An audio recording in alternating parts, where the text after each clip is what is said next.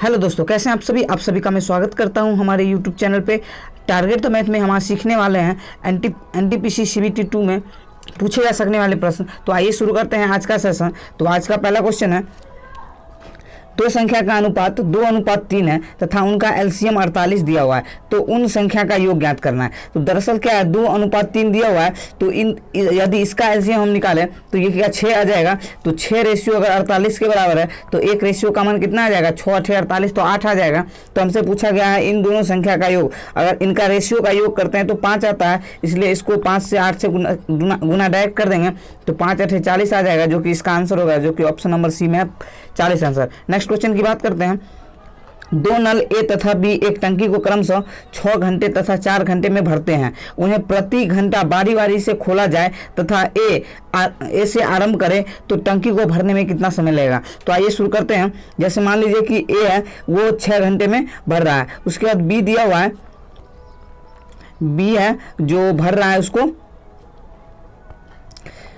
B भर रहा है 4 घंटे में। अगर इन दोनों का हम एलसीएम ले तो क्या 12 आ जाएगा। हाँ, तो 6 दूनी 12 हो सकता है और 4 तिया 12 हो जाएगा। तो इस तरीके से करेंगे। उन्हें प्रति घंटा बारी बारी से खोला जाता है, तो दरअसल पहले ए चलेगा, उसके बाद बी चलेगा। तो ए पहले 2 भरेगा, फिर ये 3 भरेगा। तो कहने का मतलब ये हो गया कि 5 यूनिट जो भरेगा, 5 यूनिट भरेगा, इसको 5 यूनिट को भरने में 2 घंटे लग जाएंगे, 2 घंटे लग जाएंगे। तो हमको 12 यूनिट भरना है, तो 12 यूनिट भरने के लिए क्या करेंगे, 5 दूनी 10, तो इसमें भी 2 से गुना, तो 10 यूनिट तो भर गया। अब 2 यूनिट कौन भरेगा, ए आएगा भरने के लिए, तो ए 2 यूनिट भरेगा, उसको 1 घंटे लगेगा। तो 2 दूनी 4 और 1 5 यहाँ पे आ गया ना, तो 5 घंटे इसका सही आंसर है, जो कि ऑप्शन नंबर डी में है, 5 घंटे is the right answer. Next question की बात करते हैं। एक नाविक धारा के विरुद्ध 10 किलोमीटर जाता है तथा धारा की दिशा में 25 किलोमीटर जाता है। उसे प्रत्येक दशा में 5 घंटे लगते हैं, तो धारा का वेग ज्ञात करें। तो देखिए कैसे करेंगे। सबसे पहले हम मान लेते हैं कि नाविक का जो चाल होगा, नाविक की चाल वो हम मान लेते हैं कि भी मान लेते हैं। उसके बाद धारा की चाल हम मान लेते हैं, धारा की चाल, हमने धारा की चाल को u मान लिया। तो अगर धारा की दिशा में अगर चलेगा, तो धारा की दिशा में चलेगा तो v प्लस u होगा। तो धारा की दिशा में चलने पर उसको 25 किलोमीटर चल रहा है, 25 किलोमीटर चलने पर उसको 5 घंटे लग रहे हैं। तो इस तरीके से यहाँ से धारा की दिशा में उसका चाल कितना आ जाएगा, 5 आ जाएगा। और धारा के विपरीत दिशा में चलेगा तो v माइनस u हो जाएगा, और 10 घंटे ले रहा है तो 10 और बट्टे का 5 हो जाएगा। यहाँ से इसका आंसर ये 2 आ गया। तो यहाँ से हमसे पूछा गया है धारा का वेग ज्ञात करना, तो हमको u ज्ञात करना है। तो क्या करेंगे, सीधा u बराबर क्या करेंगे, इन दोनों का अंतर क्या हो जाएगा, 3 हो जाएगा, और बट्टे 2 कर देंगे। u यहाँ से क्या आ जाएगा, इन दोनों का अंतर बट्टे 3, तो यहाँ से कितना आ जाएगा, 1.5 आ जाएगा। तो 1.5 इसका सही आंसर है, जो कि ऑप्शन नंबर ए में है, 1.5 is the right answer. Next question की बात करते हैं। ए तथा बी ने मिलकर व्यापार आरंभ किया तथा 3:2 के अनुपात में पूंजी लगाई। कुल लाभ का 5% दान कर देने के बाद ए का भाग 855 रुपया है, तो कुल लाभ ज्ञात करें। तो देखिए कैसे करेंगे। मान लीजिए ए है और बी है, तो अगर ए 3 रेशियो लगाता है, ये 2 रेशियो लगाता है, तो उसके बाद बोला गया है कि अपनी पूंजी जो है ना 5% वो दान करता है अपनी वो लाभ में से, ठीक है। तो अगर मैं बात कर लूँ, क्योंकि ये जो बटेगा तो ये इसी रेशियो में बटेगा, क्योंकि टाइम का तो क्वेश्चन में दिया हुआ नहीं, तो टाइम इसमें सेम रहने वाला है। तो 3 रेशियो यदि 855 के बराबर है, तो यहाँ से एक रेशियो का मान कितना आ जाएगा, 3 दूनी 6, 3 8 24, 3 5 15। तो ये टोटल अगर हम बात करें, टोटल 5 रेशियो है। तो अगर 5 रेशियो की मैं बात करूं तो ये 285 इंटू का 5 अगर हम करते हैं तो कितना आ जाएगा, 25 का 5 हासिल 2 बच जाएगा, और 8 5 40, 2 42 का 2 हासिल 4, 5 दूनी 10 4 14। तो ये 1425 रुपया जो है वो तो 95% है ना, क्योंकि 5% दान करने के बाद ये दिया हुआ है। तो दरअसल बात ये है कि 95% यदि 1425 रुपया के बराबर है, ठीक है, 1425। तो यहाँ से अगर हम काटेंगे 19 5 95, तो 19 से हम काटते हैं 5 से 19 133 और यहाँ बच गया ना 19 5 95। तो यहाँ से आ जाएगा। तो हम 100% का मान निकालने के लिए 20 से इसको इधर गुना करेंगे, तो 20 से इधर भी, तो यहाँ से आ गया 100%। अगर यहाँ से बात करूँ 100% आ गया 75 दूनी 150, यानी कि 1500 इसका सही आंसर है, जो कि ऑप्शन नंबर बी में है, 1500 is the right answer. Next question की बात करते हैं। ए की क्षमता बी से दोगुनी है, बी अकेले एक कार्य को 12 दिन में समाप्त करता है, तो दोनों मिलकर इस कार्य को कितने दिन में समाप्त करेंगे। ठीक है, तो देखिए बोला गया है ए की क्षमता जो है बी से दुगुनी है। अगर बी की क्षमता मैं 1 मानूं तो ए की क्षमता हमको 2 मानना पड़ेगा। अब बोला गया है बी अकेले एक कार्य को 12 घंटे में, बी का क्षमता तो 1 है ना, तो 1 की क्षमता से वो बी 12 घंटा में काम करेगा, यही इसका टोटल वर्क हो गया। और पूछा गया है दोनों मिलकर, दोनों की क्षमता का योग कितना 3 है, तो 3 से डिवाइड करेंगे, 3 से काटेंगे 4 बार में, तो इसका आंसर 4 आएगा, जो कि ऑप्शन नंबर ए में है, 4 is the right answer. Next question की बात करते हैं। यदि 6 मजदूर 15 दिन का वेतन, 6 मजदूर का 15 दिन का वेतन 700 है, तो 9 मजदूर का 12 दिन का वेतन कितना होगा। तो सबसे पहले हम इसमें क्या होता है कि इसमें फॉर्मूला होता है M1 D1 H1 बट्टे W1 और R1, इस तरीके से होता है। M1 M2 यहाँ हो जाएगा, उसके बाद D2,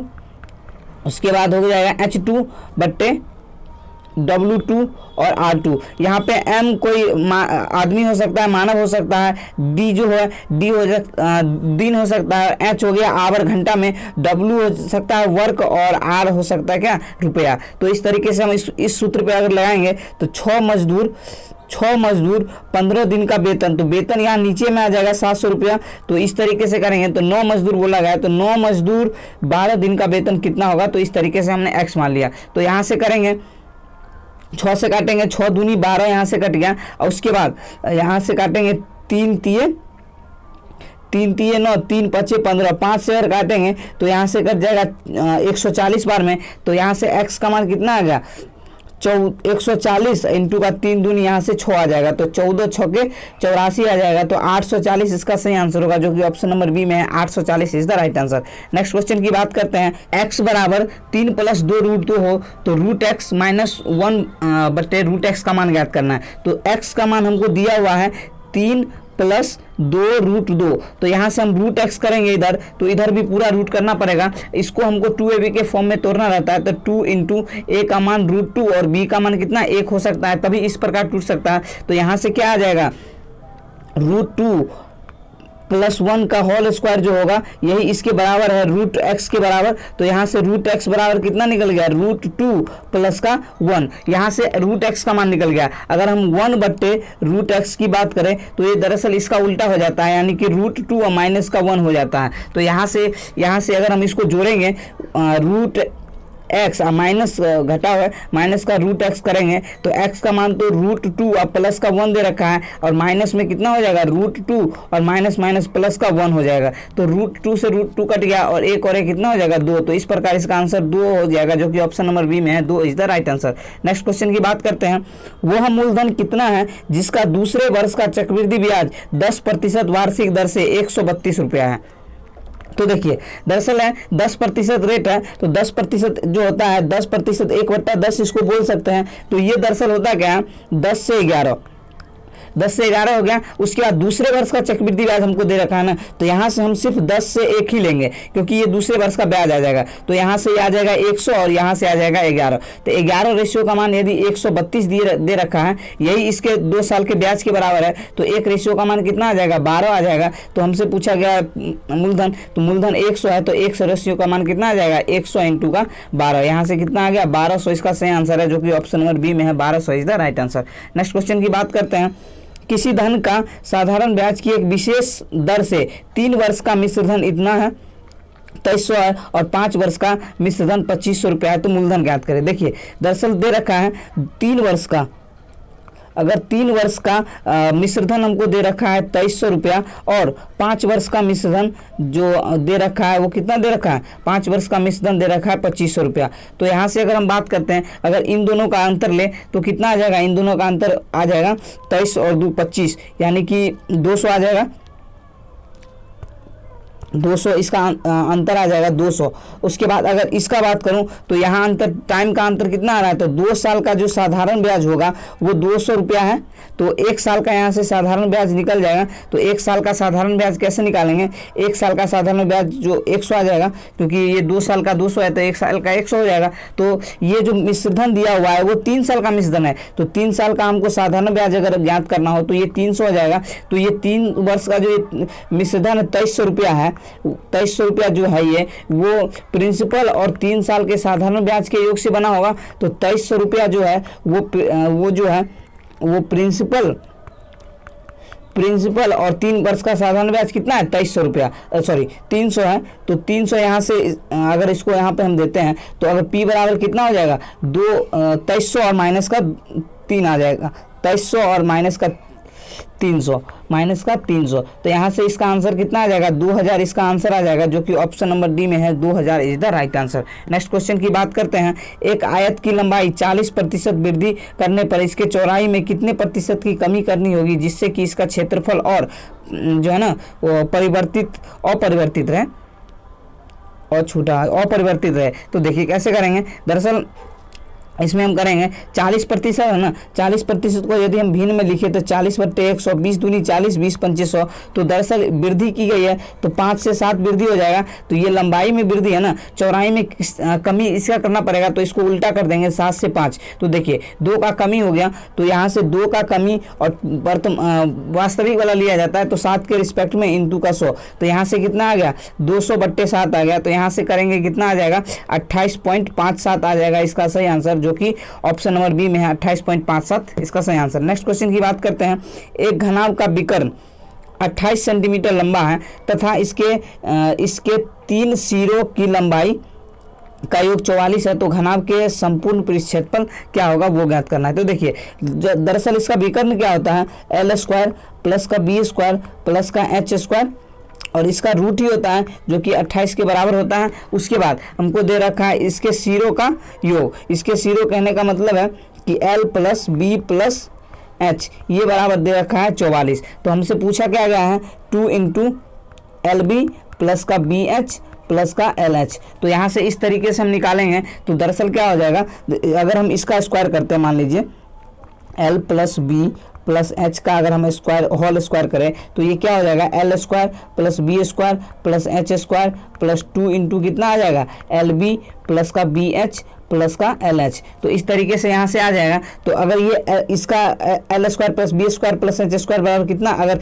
रूट हटाएंगे तो इधर 28 का स्क्वायर हो जाएगा। तो 28 का स्क्वायर यहाँ पे इसका जगह पे क्या दे सकते हैं, 28 का स्क्वायर 784 यहाँ से इस दे सकते हैं। और L plus B plus H का मान कितना 44 दे रखा है, तो यहाँ से 44 का स्क्वायर कर लेंगे। उसके बाद 2 जितना ये मान दे रखा है 2 × LB प्लस का BH प्लस का LH ये इसका दे रखा है। तो यहाँ से अगर हम सिर्फ इसको क्या करेंगे, इसका स्क्वायर करके घटा देंगे तो क्या नहीं आ जाएगा क्या। तो दरअसल 44 का स्क्वायर क्या होता है, 44 का स्क्वायर जो होता है, अगर मैं 44 का स्क्वायर करने की बात करूँ तो यहाँ से कितना आ जाएगा, 44 4 चौक 16, 4 चौके 16, 4 चौक 16 दूनी 32। तो यहाँ से कितना आ जाएगा, 6 2 1 3 16 3 1936। तो यहाँ से 44 का स्क्वायर क्या आ जाएगा, 1936 आ जाएगा। और इसमें से हम 784 अगर घटा लेंगे तो इसका मान आ जाएगा। तो 6 में से 4 गए तो 2, 13 में से 8 गए तो 5 आ जाएगा। उसके बाद यहाँ बच गया कितना, 8। तो यहाँ से 1152 इसका आंसर आ जाएगा, जो कि ऑप्शन नंबर बी में है, 1152 इज द राइट आंसर।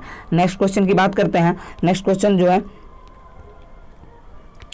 दीवार के सहारे टिकी हुई एक सीढ़ी जमीन से 60 डिग्री का कोण बनाती है। यदि सीढ़ी की लंबाई जो है ना 19 मीटर है, तो दीवार से कितनी दूरी पर सीढ़ी का निचला सिरा टिका है वो ज्ञात करना है। तो दरअसल कैसे करेंगे, देखिए दरअसल अगर ये सीढ़ी इस तरीके से होगा, ठीक है, मान लीजिए ये सीढ़ी दे रखा है, ये मान लीजिए ये सीढ़ी दे रखा है। तो सीढ़ी जो होगा वो जैसे देखें ये सीढ़ी जो है ना, ये इस तरीके से ये सीढ़ी लगा हुआ है। उसके बाद दे रखा है सीढ़ी की लंबाई 19 है, तो हम 19 इसका मान लेते हैं। उसके बाद ये 60 डिग्री के कोण से झुका हुआ है, तो 60 डिग्री यहाँ पे आ जाएगा। उसके बाद बोला गया है कि दीवार से कितनी दूरी पर, यानी कि ये दूरी हमको ज्ञात करना है। अगर ये कोण दिया हुआ है तो इसके लिए ये आधार हो जाएगा और ये कर्ण हो जाएगा। तो कहने का मतलब x बट्टे का 19 ये बराबर कितना आ जाएगा, cos 60 ही तो आ जाएगा ना। तो cos x और बट्टे का 19, ये cos 60 का मान कितना होता है, 1/2 होता है। अगर यहाँ से करें तो 2x बराबर 19 आ जाएगा। तो x बराबर कितना आएगा, 19 बट्टे का 2। तो 19/2 कितना होता है, 9.5 होता है, जो कि 9.5 होगा। तो 9.5 इसका आंसर होगा, जो कि ऑप्शन नंबर ए में है। 9.5 is the right answer. Next question की बात करते हैं। 1 किलोमीटर की दौड़ में ए बी को 28 मीटर अथवा 7 सेकंड से हरा देता है। इस दौड़ को पूरा करने में ए कितना समय लेगा वो ज्ञात करना है। तो देखिए कैसे करेंगे। दरअसल बोला गया है, अगर मैं बात करूं तो ए जो है, अगर ए मान लीजिए कि 1000 मीटर वो चलेगा, तो बी उसको हराता है, बी को हराता है वो 28 मीटर से, यानी कि वो जो तय करेगा दूरी, वो 1000 में से 28 कम दूरी तय करेगा। तो ये दूरी कितना तय करेगा, 10 में से 8 गए तो 2 और 9 में से 2 गए तो 7, 9 में से 2 गए तो 7, यहाँ से आ जाएगा कितना आ जाएगा, 972 आ जाएगा। यानी कि 972 दूरी ये तय किया। तो डिस्टेंस दे रखा है, अगर डिस्टेंस ये इतना के रेशियो में, इसको अगर हम 4 से काटते हैं तो 250 बार में काटेगा, और 4 से काटते हैं 4 दूनी 8, 4 चौके 16 और 4 तिया 12, 243 आ गया। तो ये दूरी का अनुपात ना आ गया 250 और 243। अगर इसमें हम टाइम का बात करूँ तो इसका उल्टा हो जाता है, यानी कि ये 243 और ये 250। तो यहाँ से देखा मैंने कि 7 सेकंड से सच में, क्योंकि टाइम की हम निकाल रहे हैं रेशियो, तो ये 7 सेकंड सच में इसको हरा रहा है। तो 7 रेशियो, कहने का मतलब 7 रेशियो बराबर 7 है, तो 243 रेशियो बराबर 243, क्योंकि हमसे पूछा गया है ए कितना समय लेगा। तो ए 243 सेकंड, तो 243 तो सेकंड में है ना, तो इसको मिनट में बदलने के लिए क्या करेंगे कि 60 से इसको भाग देना पड़ेगा। तो यहाँ से कितना आ जाएगा, 6 चौके 24, यानी 4 मिनट, और यहाँ से कितना आ जाएगा, 4 मिनट और यहाँ से 3 सेकंड। तो 4 मिनट 3 सेकंड इसका सही आंसर होगा, जो कि ऑप्शन नंबर ए में है। 4 minute 3 second is the right answer. Next question की बात करते हैं। एक गोला का व्यास 12 सेंटीमीटर है। इसे पिघलाकर छोटा गोला जो है ना बनाया गया, जिसमें से प्रत्येक का व्यास 1 सेंटीमीटर है। तो इन छोटे गोले की संख्या कितनी है। दरअसल हम बात करें बड़े गोले की त्रिज्या जो है, मान लीजिए r मान लेते हैं, तो इसका त्रिज्या कितना आ जाएगा, r/2 यानी कि 6 हो जाएगा। तो 6 सेंटीमीटर इसका त्रिज्या हो जाएगा। अगर छोटे गोले की मैं बात करूं तो 1/2 ही तो हो जाएगा ना। उसके बाद संख्या निकालना है, तो संख्या डायरेक्ट निकालने के लिए क्या करिएगा कि r गुने r और बट्टे का स्मॉल r गुने स्मॉल r, सिंपल इस तरीके से कर सकते हैं। तो यहाँ से 6 गुने 6 और बट्टे का अगर 1/2 करेंगे तो 1 नीचे 2 ऊपर, फिर 1 नीचे 2 ऊपर, फिर एक क्या हो जाएगा, 1 नीचे और 2 ऊपर। यहाँ से 6 6 36 6 216 आ जाएगा। तो 216 इंटू कितना, 2 दूनी 4 दूनी 8। तो यहाँ से 8 6 48 का 8 हासिल 4, 8 एकम 8 4 12 का 2 हासिल 1, 8 दूनी 16 1 17। तो 1728 इसका सही आंसर होगा, जो कि ऑप्शन नंबर बी में है। 1728 is the right answer. Next question की बात करते हैं। tan 100 प्लस का tan 125 बराबर tan 100 इंटू tan 125। तो इस तरीके से कैसे निकालेंगे। दरअसल ये दे रखा है, अगर इसको मान लीजिए हम दे रखा है tan 100 अब प्लस का 125, यानी कि tan a प्लस b का हम फॉर्मूला लिखना चाहें तो कैसे लिखेंगे tan a यानी कि 100 अब प्लस का tan b यानी कि tan 125। तो यहाँ से इस तरीके से, और बट्टे में कितना आ जाएगा 1 minus tan a into tan b, इस तरीके से फॉर्मूला होता है। तो tan b के जगह पे यहाँ पे दे रखा है 125 है ना, तो 125 हम यहाँ दे देंगे।